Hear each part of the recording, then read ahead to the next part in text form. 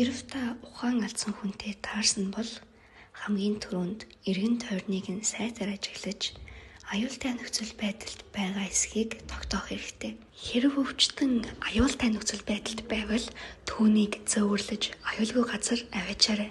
Ингэснээр та анхны тусламж үзүүлж эхлэхэд бэлэн болох болно. Өвчтнийг хариу үйлдэл үзүүлж буй эсхийг шалгахын тулд мөрөн дээр нь товшиж чанга дуугаар дуудаарай. Өвчтөн хариу үйлдэл үзүүлэхгүй байгаа тохиолдолд хамар болон амныхын орчимд чихээ байршуулан харцаа цээж эсэг рүү чиглүүлж амьсгал явагдаж буй эсхийг шалгана. Өвчтөн амьсгалахгүй байгаа тохиолдолд амьсгалын зам чөлөөтэй эсхийг шалгасны дараа амнаас амд 2 удаа хиймэл амьсгал хийнэ.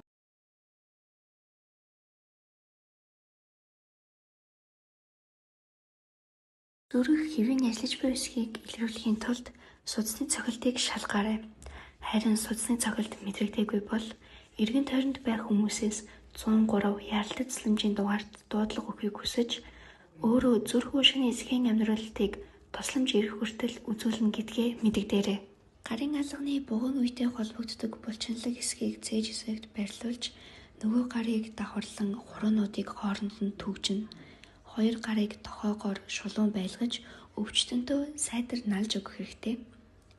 Цээж эсэгт 4-5 см-ийн гүн шахалт хийх бөгөөд гарыг өвчүүнээс салгаж дээш авалгүйгээр дараагийн шахалтыг хийнэ. Зүрхний шахалтыг 1 удаад 30 удаа, 1 минутанд 100 удаа байхаар бодож давтамжийг тааруулах бөгөөд 30 удаагийн зүрхний шахалтын дараа 2 хиймэл амьсгал хийж зүрх уушгины эсхийн амьдруулалтыг үргэлжлүүлнэ. Түргэн тусламж 90 эртэл энэ үйл ажиллагааг давтан явуулсаар байх болно.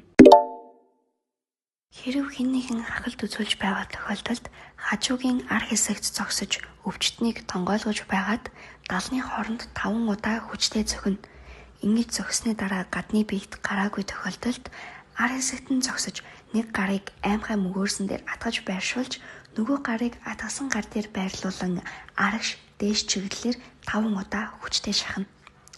Ингэж 2 үйлдэлийг давтсны дараа гадны биед амаас гараагүй тохиолдолд түргэн тусламж дуудаж тусламж ирэх хүртэл энэ 2 үйлдэлийг давтан үзүүлсээр байх хэрэгтэй.